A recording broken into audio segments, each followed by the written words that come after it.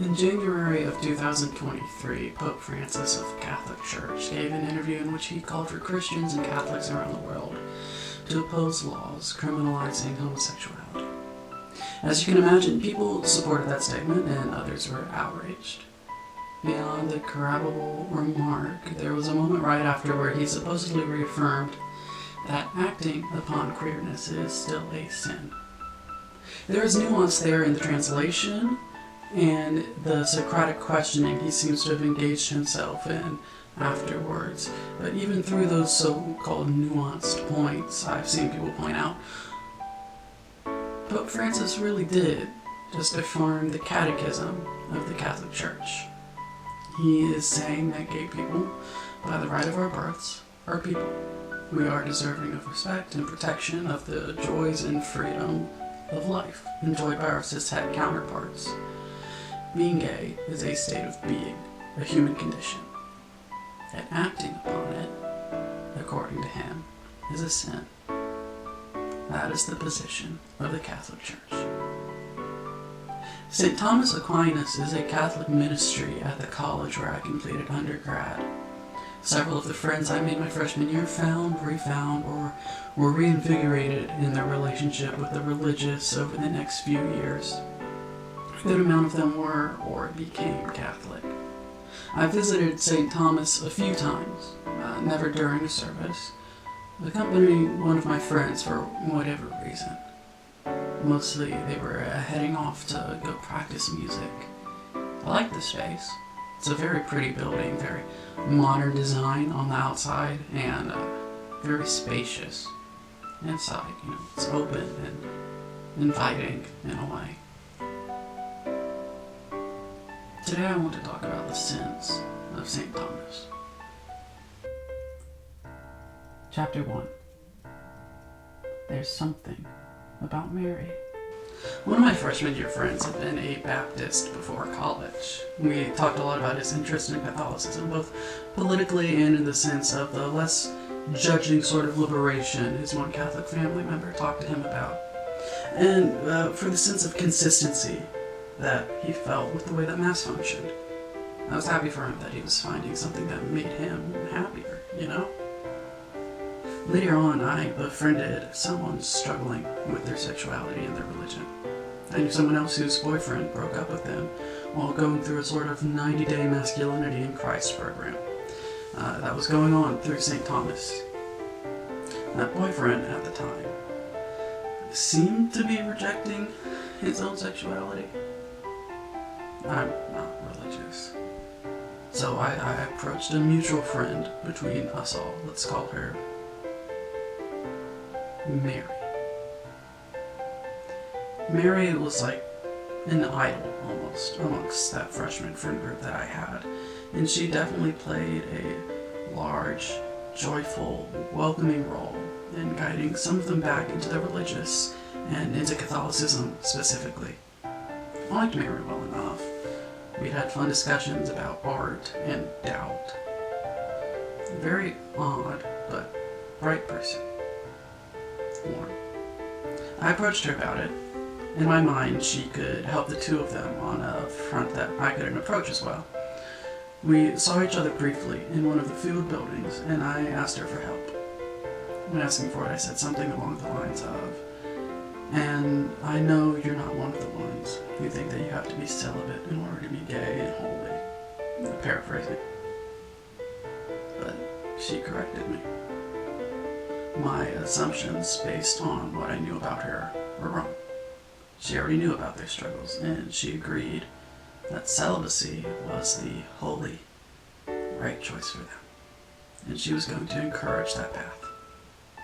That angered me. Over the next day or two, I drafted up a text I was going to send her to call her out for being homophobic. But I was worried about it, so I sent it to that former Baptist friend of mine. He helped me tone down the language. After all, no one enjoys being attacked. And I'm glad that he did.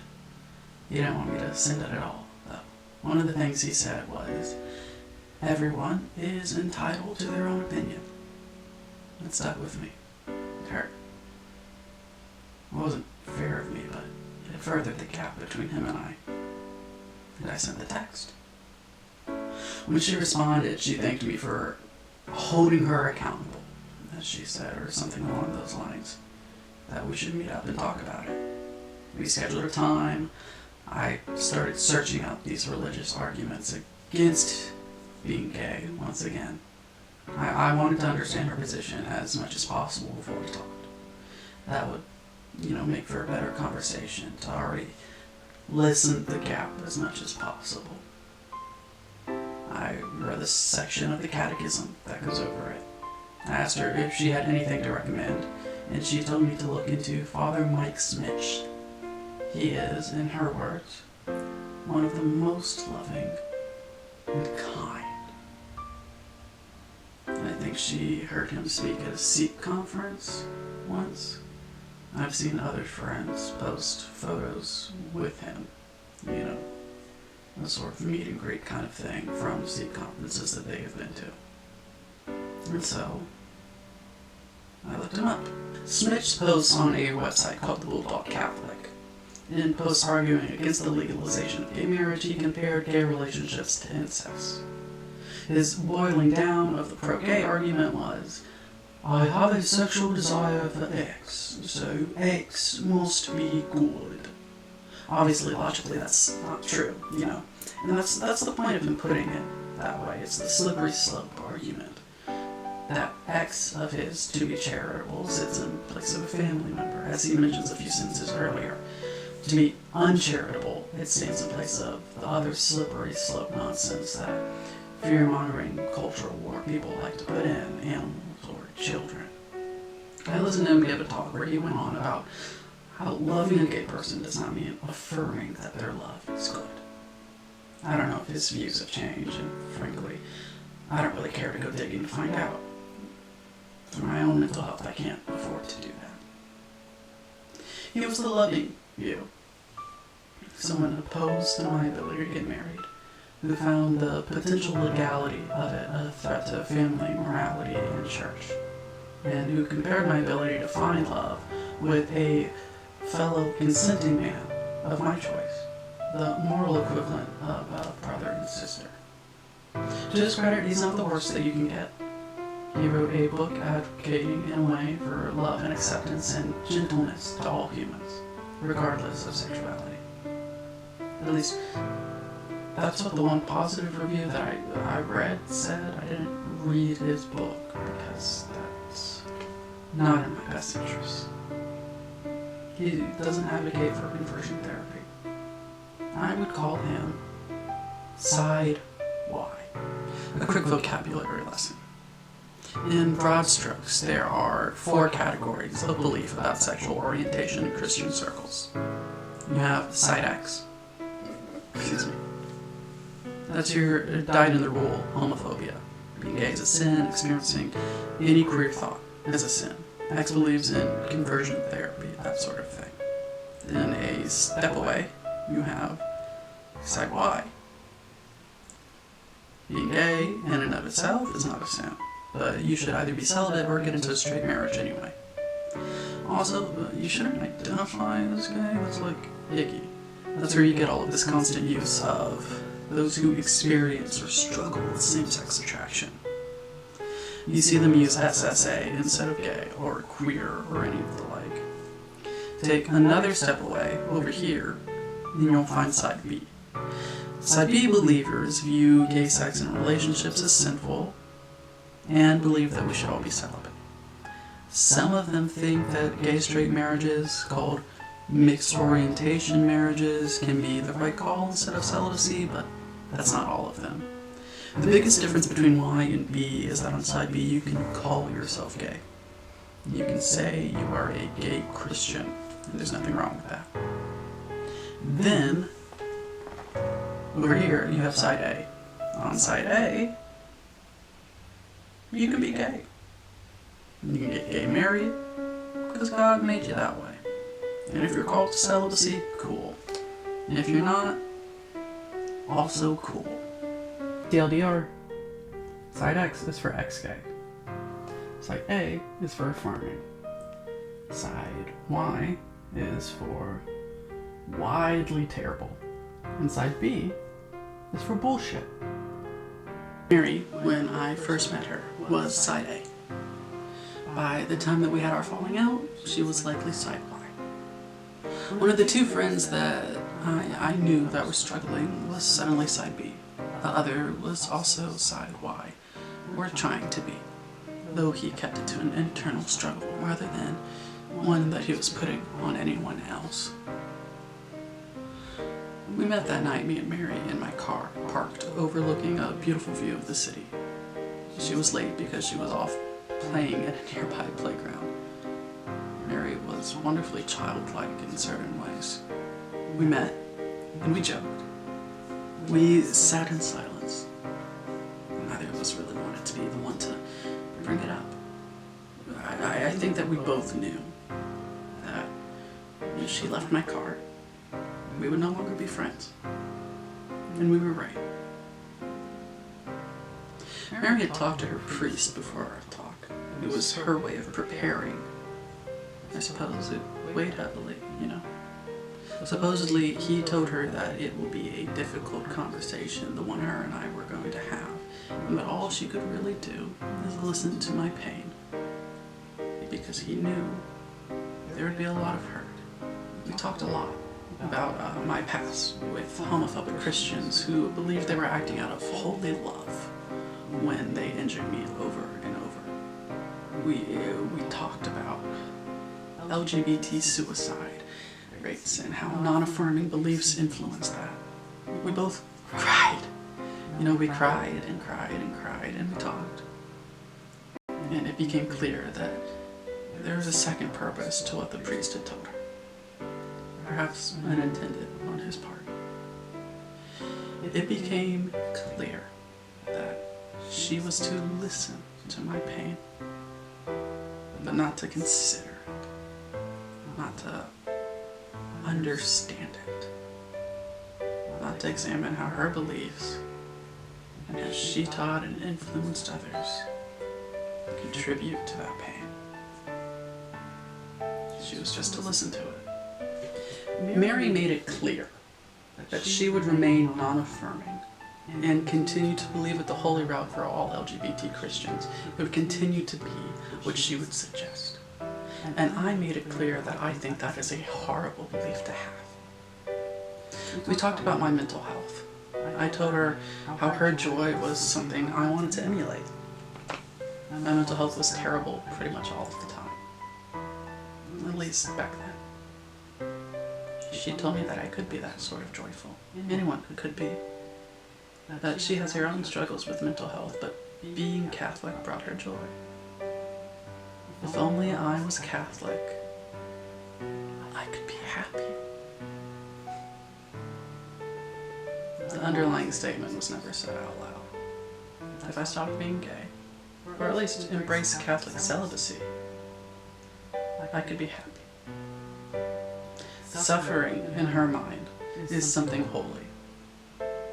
To struggle and suffer and deny oneself is to be closer to God.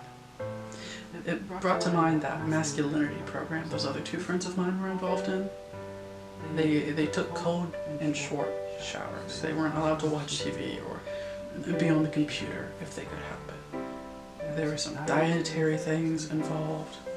I think it's why the one broke up with his boyfriend. It was a form of self-denial, asceticism. I don't necessarily think all self-denial is suffering, but I believe they derive from the same place. That pleasure found outside of God is wrong, and that suffering is holy. She left my car, and we would both sometimes talk in a group chat with our other friends. But I don't think I ever talked to her again. Not after that. The friendship ended, and I don't have any idea what's going on in her life any longer. The social media has been dead for a long time. Speaking of social media, Chapter 2. Prayers for Bobby.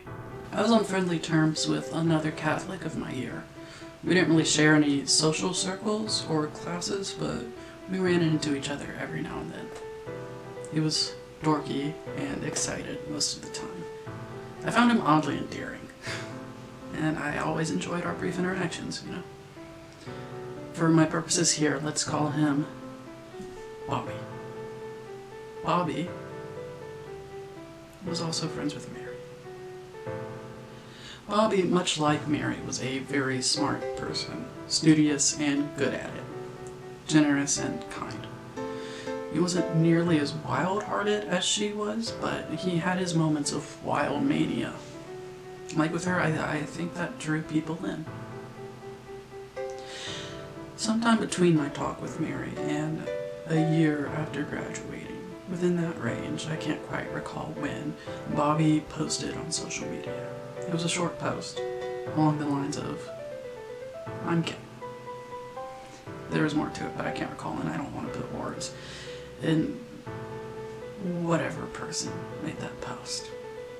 I was happy for him when I saw that. I would be. You know, coming out is hard and it can be scary, but it's always brave and wonderful, you know? When I got back on later that day, he'd actually deleted the post. Supposedly, someone had hacked into his profile. Maybe they borrowed something he hadn't locked out of, or they guessed at his password. I don't know. And I'm not gonna really speculate what happened. But Bobby deleted that post, and he put an update up. He let us know that he was pranked or hacked or whatever, and that it was gross. No one should be outed against their will, you know, so I agree, it was a gross thing to do if that's what happened. And if he's not, then no one should be prank given a sexuality, you know. That was a cruel thing for someone to do. If it happened like that, you know, I don't know. But Bobby actually went a step further. He clarified that he's a good Christian. He said Christian or Catholic. I can't recall which one he said, but it was one of the two. And that stuck with me. He didn't say that he was straight. He didn't say his sexuality was his own business. No. He called the post gross and said that he is a good Christian in rebuttal. A reassurance to everyone that he would never post that. Because, in his eyes, identifying as queer is shameful, sinful, against God. It made me think of Mary, the young college kids she was ushering towards this belief, this sidewise decision that even calling oneself gay is wrong. You experience same-sex attraction. You are not gay. Being gay is wrong. Being in a gay relationship is doubly wrong. It is gross. Gross. Chapter 3. Hallowed be thy name. Gross. One of the two people I asked to marry about was my age. It wasn't the first time he'd struggled with this debate. I'd gathered from other friends of his that he would likely do this multiple more times in his life. And he'd make it out the other side, and then go back in, and then make it out. As far as I know, he's fine now. The other of the two was younger. Sweet, talented, fun to be around. We like to talk about writing a lot. We'd make music. He's a good guy. For this video, let's call him Hollowed. I won't share the details of Hollowed's story, that's not mine to tell, so I'll just leave that there, but I will let you know that he struggled. And Mary was there to talk to him. The priest was there to talk to him. The catechism was there to talk to him. We got into a fight once. We'd seen a day of theater together. He came to support me and some other people who were performing in our own solo shows. After he left, one of the pieces was about being trans, in part. Some of Hollow's friends from St. Thomas were there to support a girl that we'll call Joan. We'll get to Joan in a minute. I sat behind those girls from St. Thomas to watch the other people perform, and during that show about being trans,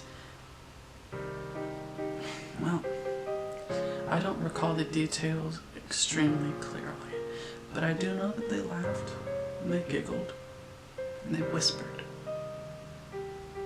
It's a good piece, well acted, well written, but it wasn't funny.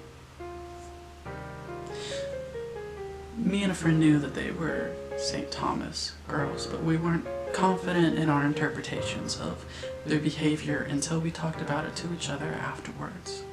And in our anger, we called up Hollowed.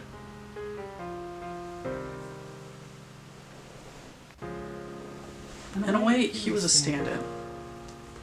It was him and not them we had access to, and we could complain to. And so we did. On some levels, I regret that night. On others, it had to happen. Hollow promised to talk to the girls. He assumed that it was a misunderstanding, but he would check for us. Either way, he'd mentioned theater etiquette. They eventually apologized, though, for what I can't recall.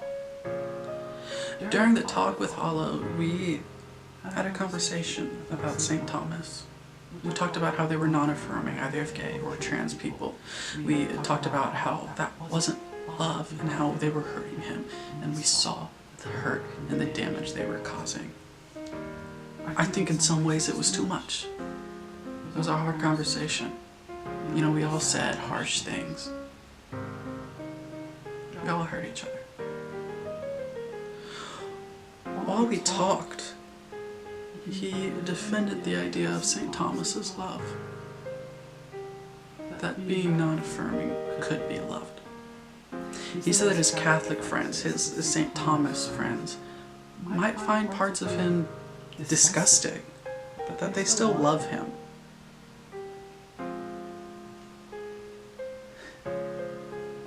He said that they found parts of him disgusting. Parts. The gay parts. The queerness. His ability to love and form relationships. They made it clear to him that they found that gross. And then he called their disgust love.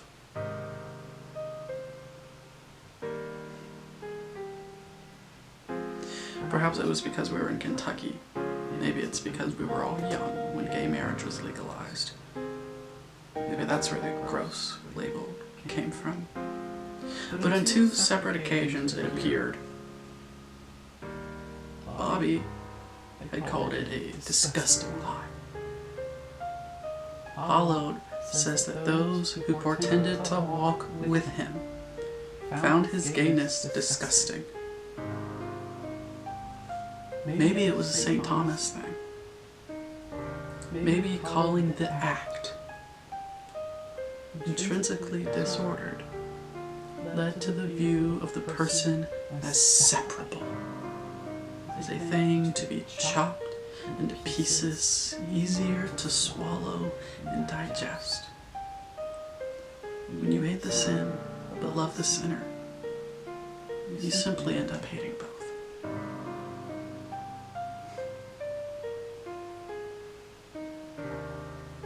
Chapter 4.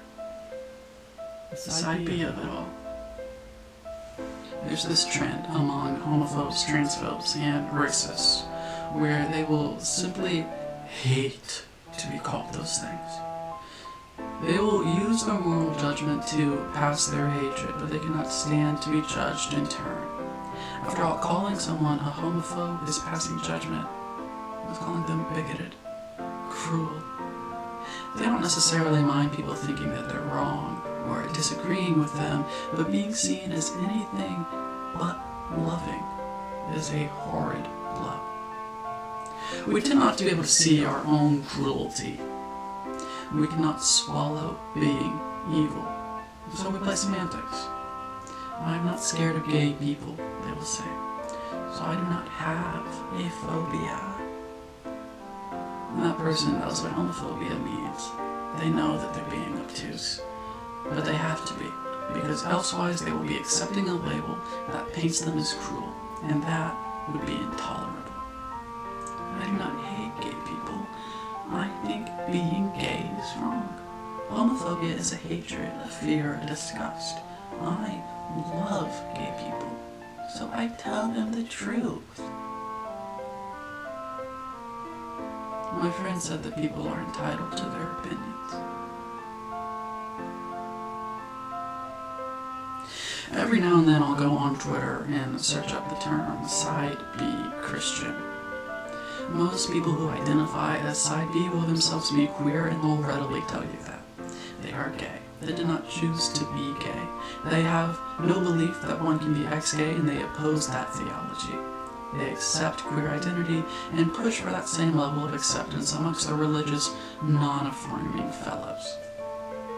The true crux of side B theology is their belief in a traditional sexual ethic. In other words, gay sex is wrong. Gay people are called to celibacy by the very nature of their existence, not through any self-discernment.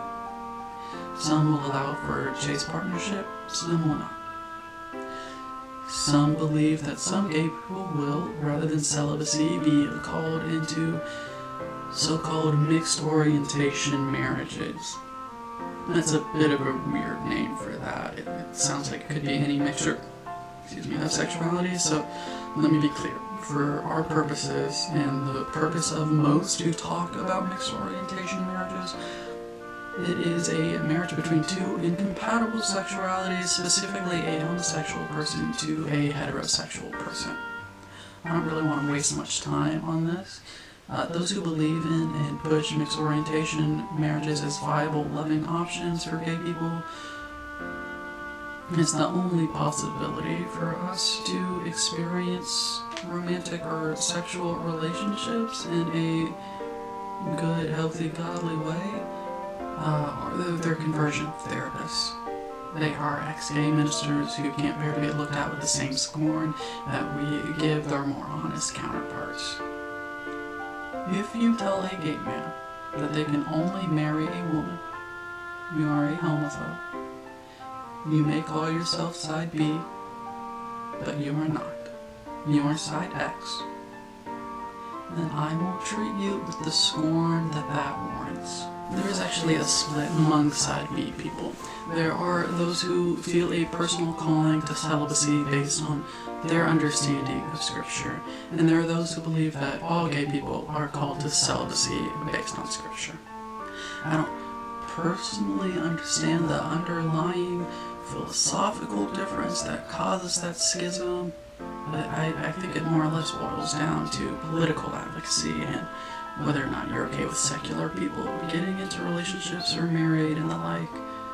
The uniting belief, though, is that gay sex is sinful. Side B people often receive a lot of hate. There are those more conservative-minded of the church that view them as disgusting queers, even if they don't engage with their sexuality.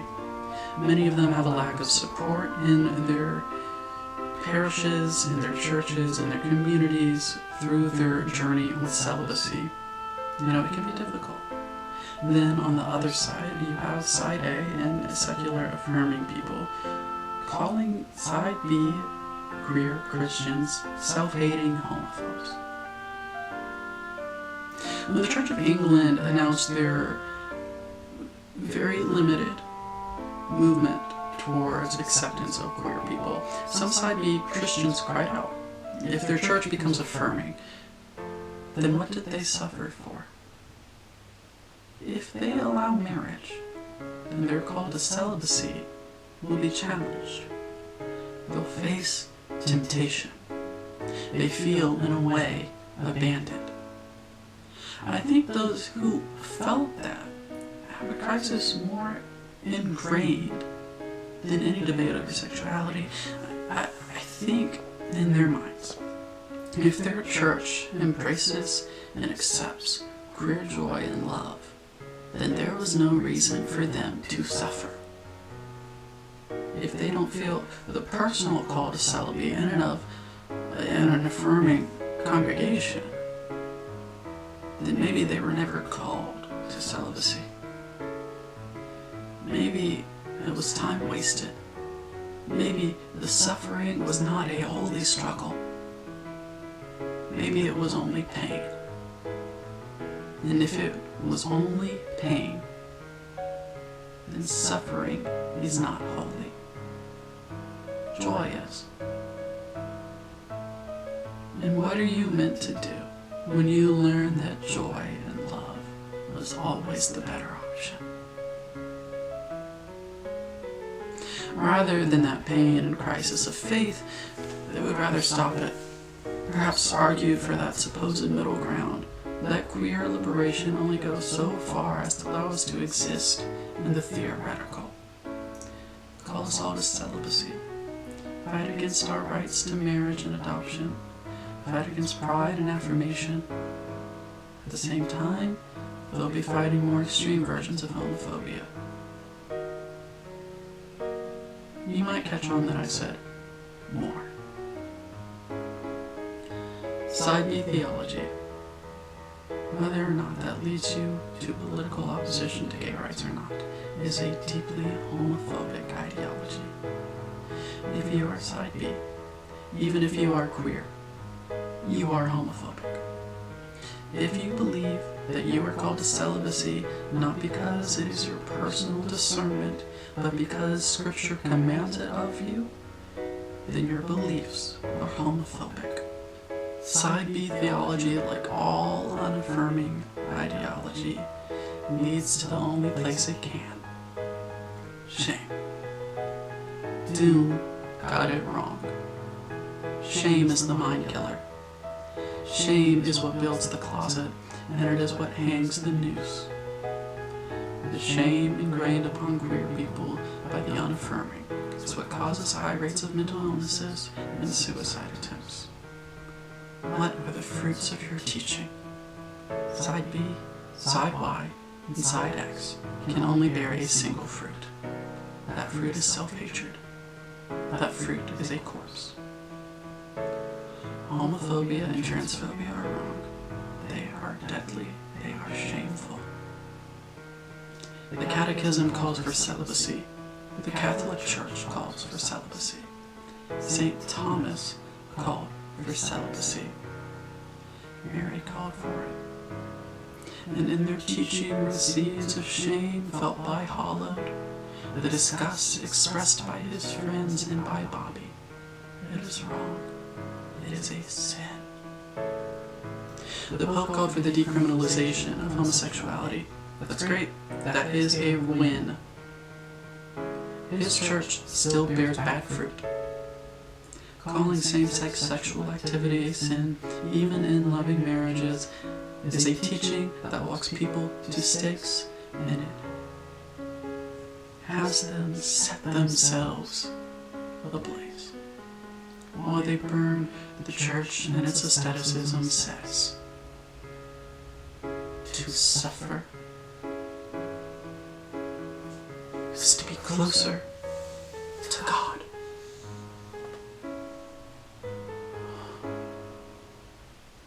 Chapter 5. Jean d'Arc. Joan was another one of those people filled with the sort of joy that makes you stop and wonder if religion might be worth looking into once again. She had a sort of graceful innocence, and she had a smile that she carried that never failed to light my day whenever I saw her. We worked together a few times. She was smart and talented, hard worker, and a pleasure to be around, honestly. For a long time I quite liked her. When we first met, apparently she was intimidated by me, actually. That went away whenever we actually got to know each other. In a way, we were friends. As is the trend, Joan went to St. Thomas. It was her friends who snickered at the performances about being trans. She never really talked about politics, but she hung out with people in MAGA hats. I didn't want to draw any conclusions based off that. She never said anything to me after all, and I was clearly gay. It wasn't, well, it wasn't a secret.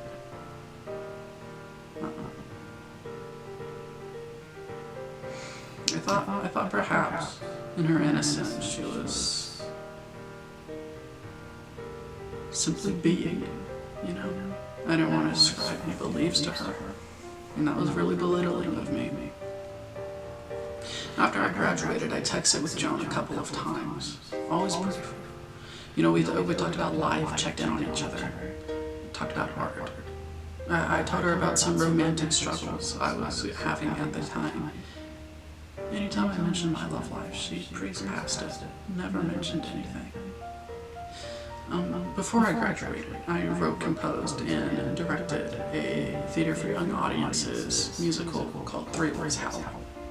That was side note. Directing your own stuff in theater, maybe a better call.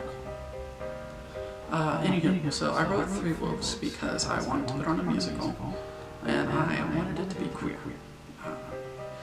I didn't know about New Play Exchange at the time, or any other playwriting networks that I'm part of now. Sorry. And the sites that I was looking through didn't have anything that matched my criteria. So I wrote my own, and we put it on.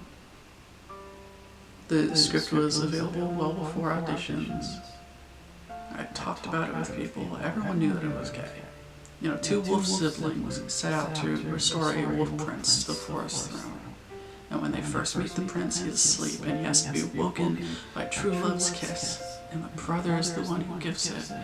And at the end of the show, in the epilogue, they end up married and adopting children. She never said anything to me about it. As far as I know, there wasn't homophobic muttering. There's no sort of protest or anything of the like. And that was in 2019. Part of me wonders if I was to do it now, if people would be labeling me a groomer for making that show. It wasn't the best. But it is better now. It's a few drafts later, and I'm quite proud of it. It's a good show. So, Fool B to me, I did not think her homophobic. Perhaps it was wishful thinking. I thought it odd that she would gloss over any discussion of, my love life, But maybe she was just... that wasn't a subject she wanted to ever talk about to anyone with. I didn't know, so I didn't want to ascribe any belief to her, and I just kind of stopped bringing it up. After I graduated, I heard of several instances. I won't share the details. Some of them I'm not technically supposed to know. So there's no really any point in that. I don't want anyone to get harassed or talked about or anything like that. But it did turn out that she was homophobic. She was against gay marriage, gay expression, trans identity. From what I gathered, she was perhaps the most St. Thomas of all the people I'd ever met. She decided to be bold in her faith and beliefs after I graduated, and we have not talked really since then. Chapter 6. The Sin.